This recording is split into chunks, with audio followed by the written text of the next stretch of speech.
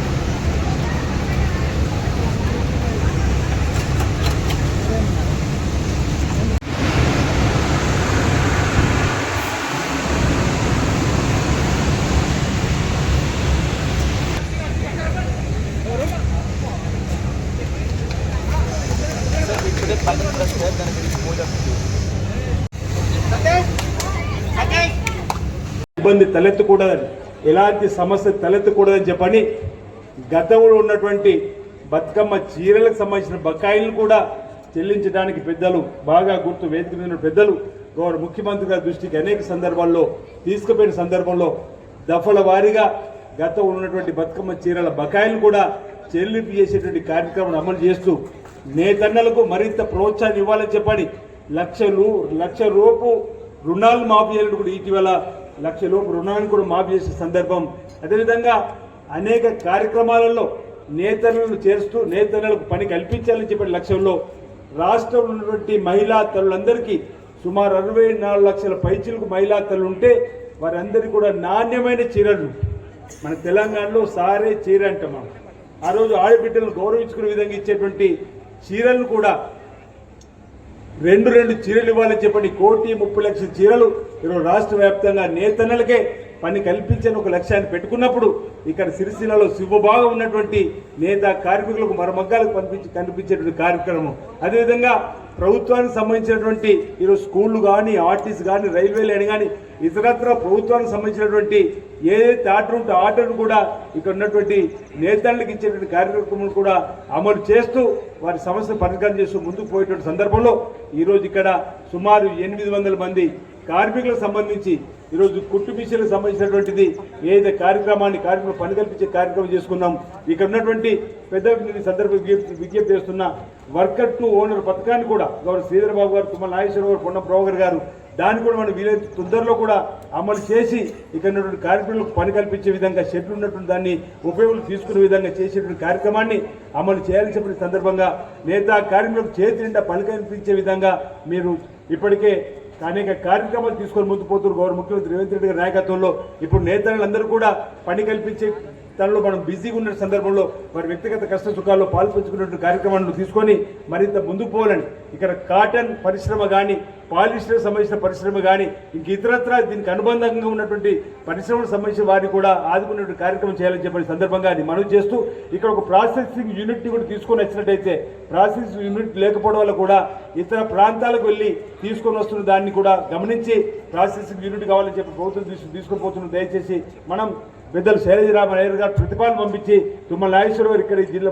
సంబంధించిన మంత్రి గారు ఉన్నారు కాబట్టి ఆ ప్రాసెస్ యూనిట్ కూడా మనం తీసుకొచ్చే కార్యక్రమం తీసుకురావాలని చెప్పని ఈరోజు సిరిసిల్ల నేతన్నెల ఇంతకుముందు ధార్మిక కార్మిక క్షేత్రం అనుకున్నాం. చిరకాల కోరిక యార్ని డిపో రావాలని 30 సంవత్సరాలు ఎదురు చూస్తున్నటువంటి యార్ని డిపో కూడా పెద్దలు ముఖ్యమంత్రి గారి ఆదేశాలతోటి మనం 5 మాసాల క్రితం వేములవాడ పట్టణంలో యార్డు డిపోను కూడా 50 కోట్లతో ప్రారంభం చేసుకున్నాం. దానివల్ల ఇంచుమించు ఇప్పటికే 99 సంఘాలకు ఈరోజు మనం యార్డు నుండి కూడా ఏదైతే పేదవారు ఉన్నారో వారికి చేతినివ్వడానికి కోసం ఇవ్వడం జరిగింది. ఈరోజు చీరల కోసం ఇచ్చేటువంటి సందర్భంలో కూడా 2 షెడ్లు అప్పుడు ఇచ్చిన సరిపోతులు అంటే 3వ షెడ్ కూడా ఇవ్వడం జరిగింది. 3వ షెడ్ నిండా కూడా యార్డు వచ్చి దిగుమతి ఉంది. అది కూడా ఇక్కడ ఏదైతే ఆసాములు ఉన్నటువంటి వాళ్ళు కార్మిక రంగం నుంచి వెళ్ళి ఎదిగేటువంటి వారికి చేతులు వాళ్ళని చెప్పిన ప్రోత్సాహాలు చెప్పినటువంటి కార్యక్రమం కూడా అమలు కాబోతున్న మాట సందర్భంగా చెప్తూ ఈ జిల్లాలో రైతులకు సంబంధించినటువంటి ప్రాజెక్టులకు సంబంధించిన కూడా ఈరోజు శ్రీపాద ప్రాజెక్ట్ పేరు మీద శ్రీధర్ బాబు గారు తండ్రి వారి శ్రీపాదరావు గారు స్పీకర్ ఆచార్య శత్రువు ఉన్నటువంటి వారి పేరు మీద ఇంచుమించు 1737 కోట్లతో వేణు నియోజకవర్గానికి శ్రీపాద ప్రాజెక్టు సంబంధించినటువంటి వాటర్ కూడా వచ్చే క్రమంలో పనులు అర్ధాంతంగా ఆగిపోయినాయి.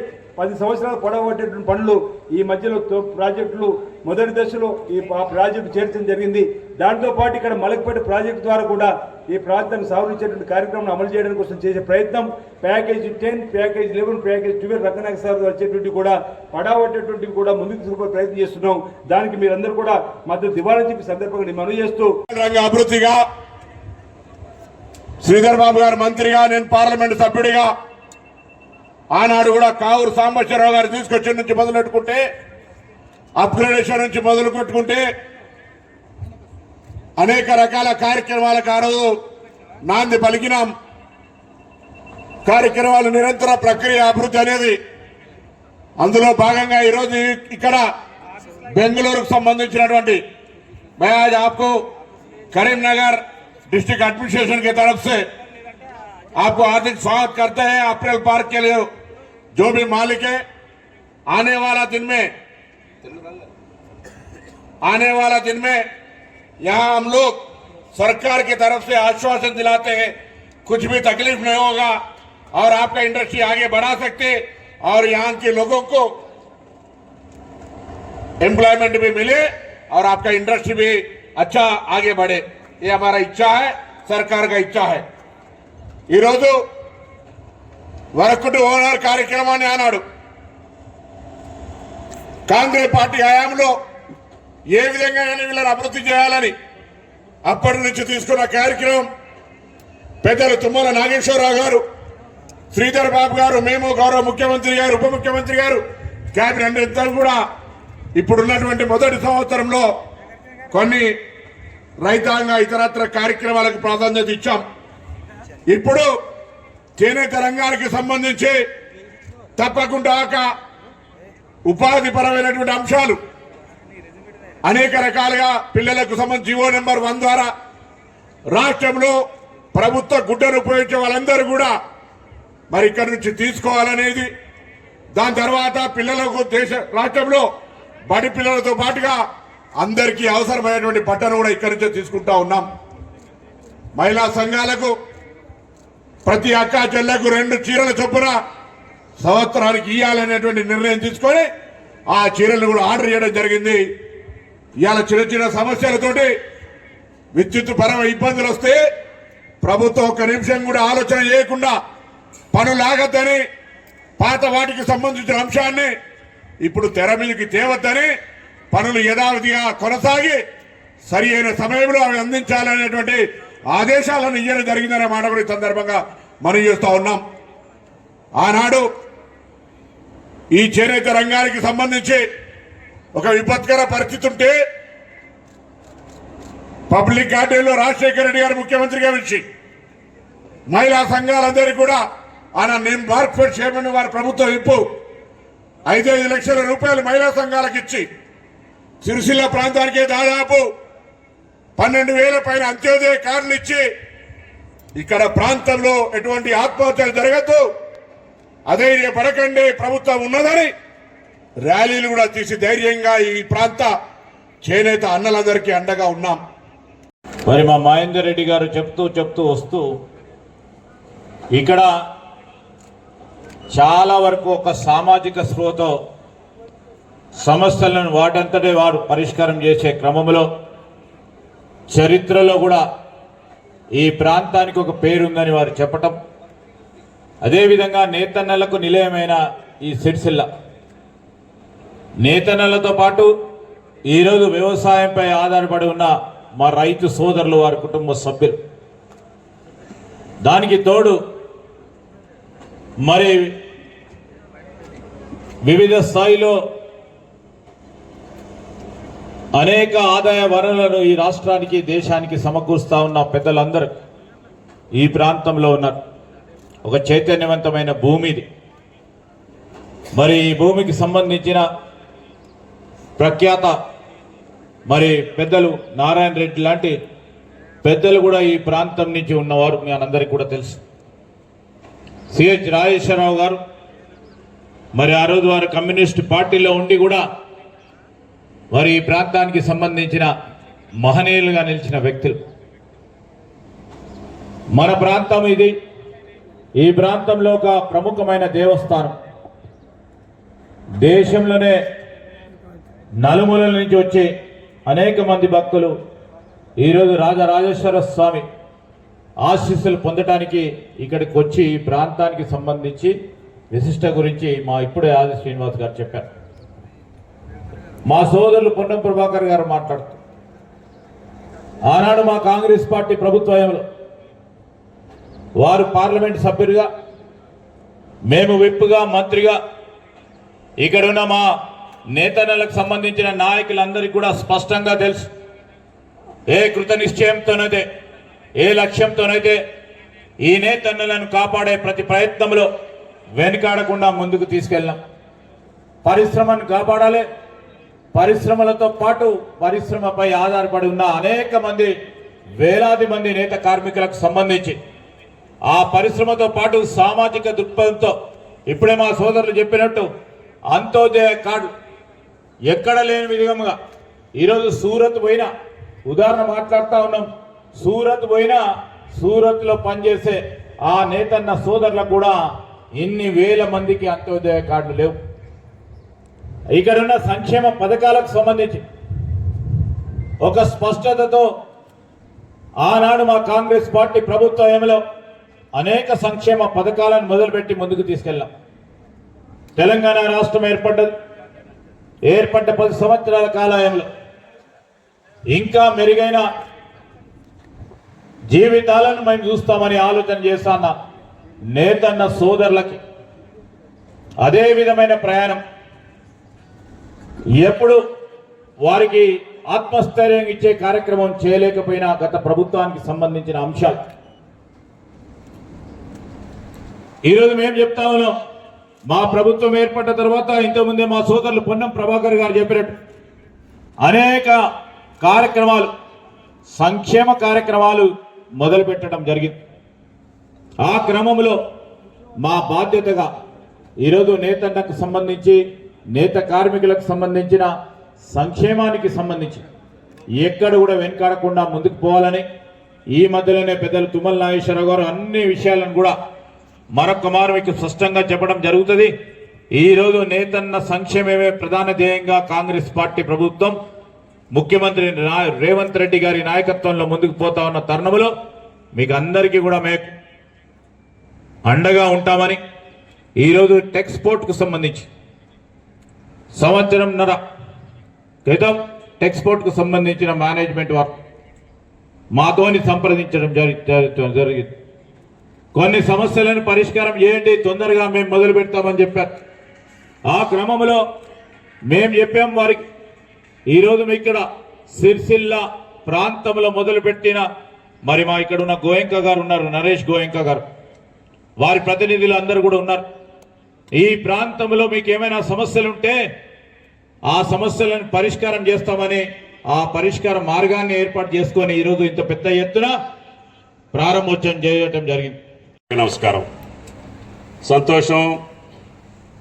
ఈ రాజన్న సన్నిధిలో ఒక మంచి కార్యక్రమానికి ఆనాటి కాంగ్రెస్ ప్రభుత్వం యొక్క సంకల్పం మేరకి, పొన్నం గారు, శ్రీధర్ బాబు గారి యొక్క కృషి మేరకి ఈ ప్రాంత నేతన్నలకి జీవనోపాధితో పాటు వాళ్ళ జీవన స్థితిగతులను మెరుగుపరచడం కోసం సిరిసిల్ల గడ్డ మీద మనం ఈ కార్యక్రమాలు నిర్వహించాలని చెప్పి తలపెట్టి ఆ కార్యక్రమానికి ఉపాధిని కల్పించే దాంట్లో ఈ వర్కర్ టు ఓనర్ కావచ్చు, ఈ అపిరల్ పార్క్ యొక్క పూర్తి సహకారాన్ని అందించి ఈ ప్రాంత నేతన్నలకి జీవనోపాధితో పాటు ఈరోజు పెద్ద కార్యక్రమానికి ప్రారంభోత్సవం చేసే అవకాశం మీ అందరి దయ వల్ల, రాజన్న దయ వల్ల ఈ ప్రభుత్వానికి దక్కింది. ముఖ్యంగా రేవంత్ రెడ్డి గారి ప్రభుత్వంలో మాకు ప్రాధాన్యతలు రెండు. ఒకటి రైతన్న, రెండు నేతన్న. వీళ్ళని దృష్టిలో పెట్టుకొని మిగతా మౌలిక సదుపాయాలు కల్పించుకుంటూనే ఈ రాష్ట్రంలో ఉన్నటువంటి యువతకి భవిష్యత్తు కల్పించాలని, ఈ రాష్ట్రంలో ఉన్నటువంటి ప్రతి ఒక్కరి యొక్క అవకాశాలని తెలంగాణలో కాంగ్రెస్ ప్రభుత్వం కష్టాలున్నా, ఆర్థికపరమైనటువంటి వెసులుబాటు లేకపోయినా, అంతకు ముందున్నటువంటి ప్రభుత్వం ఒక విధ్వంసకరమైనటువంటి పరిపాలన కొనసాగించి వ్యవస్థలు చిన్నాభిన్నమైనా వాటన్నిటినీ మళ్ళీ చక్కదిద్దుకొని మళ్ళీ పట్టాలెక్కించి పరిపాలనని రంగంలోకి దించి కార్యక్రమాలు కొనసాగించుకుంటూ అన్నమాట ప్రకారంగా ప్రభుత్వం ఒక నిబద్ధతతోటి ముందుకెళ్తా ఉంది. దాంట్లో ఒక రోజు ఆలస్యం కావచ్చు, కానీ అన్నమాట ప్రకారం అన్నిటినీ కూడా సఫలీకృతం చేసి ఈ ప్రభుత్వం తెలంగాణ ప్రజల యొక్క ఆదరాభిమానాల కోసం, వాళ్ళకి ఇచ్చినటువంటి మాట కోసం తప్పకుండా కష్టపడి పనిచేసేటటువంటి రేవంత్ రెడ్డి గారి ప్రభుత్వం. ఇందాక పెద్దలు బాబు గారు చెప్పినట్లుగా రైతన్నలకు మాట ఇచ్చాం. సుమారు ఇప్పటికే 33,000 కోట్లు వాళ్ళ ఖాతాల్లో జమ చేశాం. భారతదేశంలో ఏ ఒక్క రాష్ట్ర ప్రభుత్వం కూడా దేశ చరిత్రలో ఒకే ఒక సంవత్సరం మొదటి పంట కాలంలో 33,000 కోట్లు రైతుల ఖాతాల్లోకి జమ చేసినటువంటి ఏకైక ప్రభుత్వం రేవంత్ రెడ్డి గారి ప్రభుత్వం అని చెప్పి మీకు ఈ సందర్భంగా మనవి చేస్తున్నాం. అది చూసి వారికి మీరు రుణమాఫీ చేశారు, మాకు కూడా చేయాలని చెప్పి నేతన్నలందరూ వచ్చి ముఖ్యమంత్రి గారిని మమ్మల్ని అందరిని అడిగారు. ఆ రోజున కొండా లక్ష్మణ బాపూజీ గారి యొక్క జయంతి సందర్భంగా ముఖ్యమంత్రి గారు మాటిచ్చారు. శైలజ గారు దాన్ని 34,000 కోట్లుగా మీ రుణమాఫీ కూడా చేశామని చెప్పి కూడా మీకు ఈ సందర్భంగా మనం చేస్తున్నాం.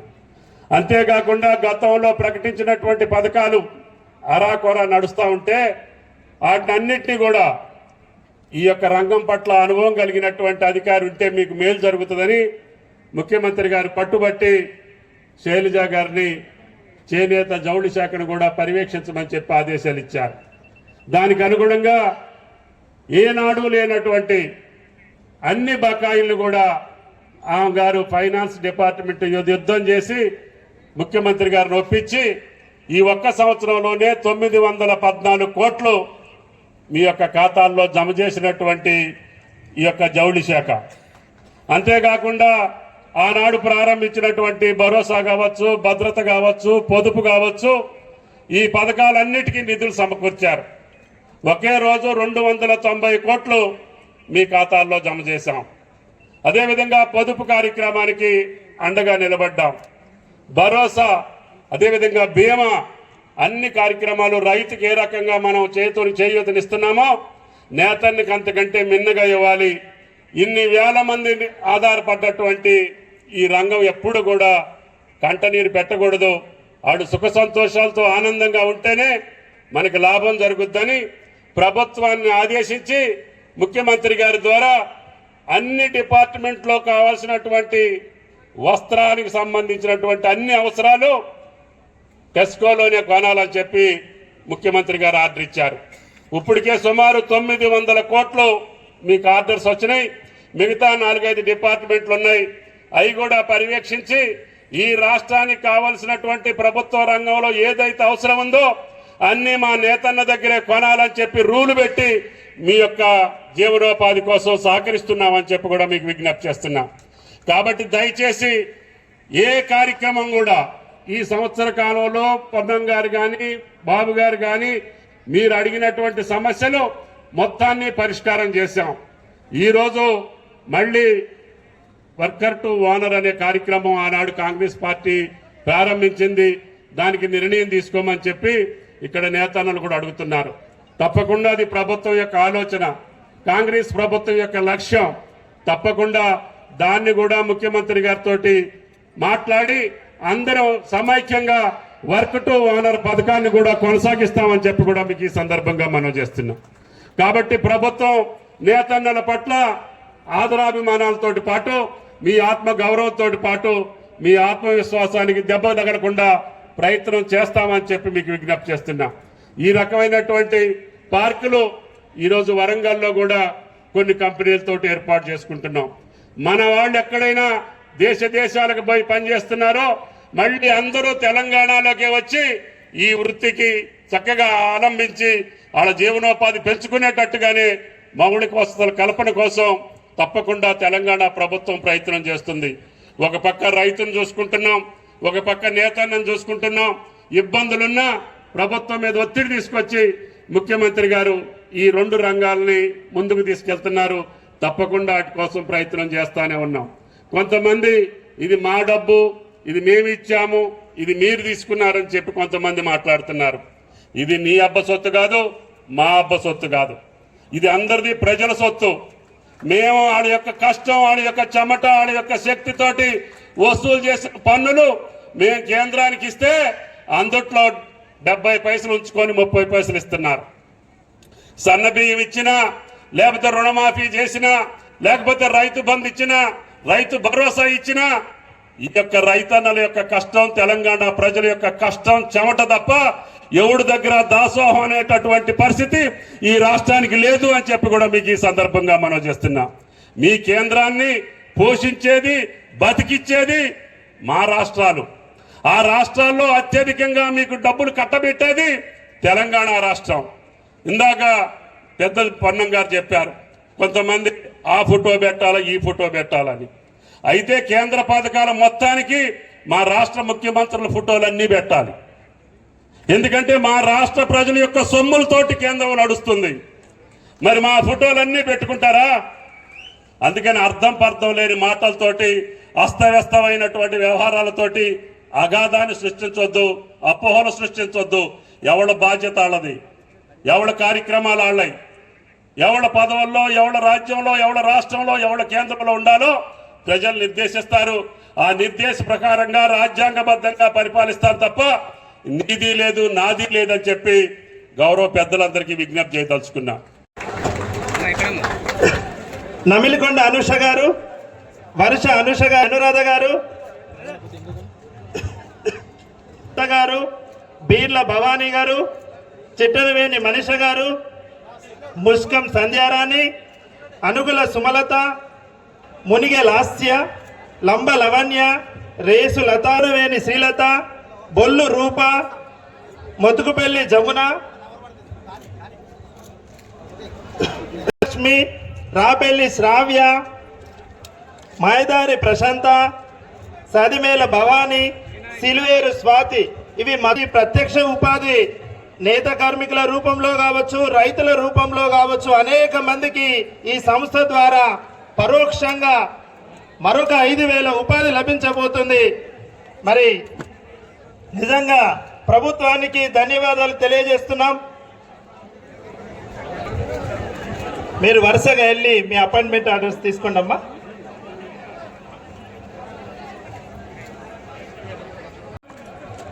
బీమా రూపంలో సాంఘిక భద్రత, అభయస్తం రూపంలో అదనపు జీతం, ఈ విధంగా నేతన్నులకి అనేక పథకాలని అమలు చేస్తూ వారి ఉత్పత్తులు అనేక దేశాలకు వెళ్ళబోతున్నాయి. ఇప్పుడు మన అతిథులకి మా చేనేత జౌళి శాఖ తరపున సత్కారం ఉంటుంది. చేనేత జౌళి శాఖ మంత్రులు తుమ్మల నాగేశ్వరరావు గారి, ఐటీ పరిశ్రమల శాఖ మంత్రులు శ్రీ దుత్తిల శ్రీధర్ బాబు గారిని సత్కరించడం జరుగుతుంది. రవాణా శాఖ మరియు బీసీ సంక్షేమ మంత్రులు శ్రీ పొన్నం ప్రభాకర్ గారిని చిరు సత్కారం కోరుతూ ఈ సమావేశం ముగించిందిగా ప్రకటించారు.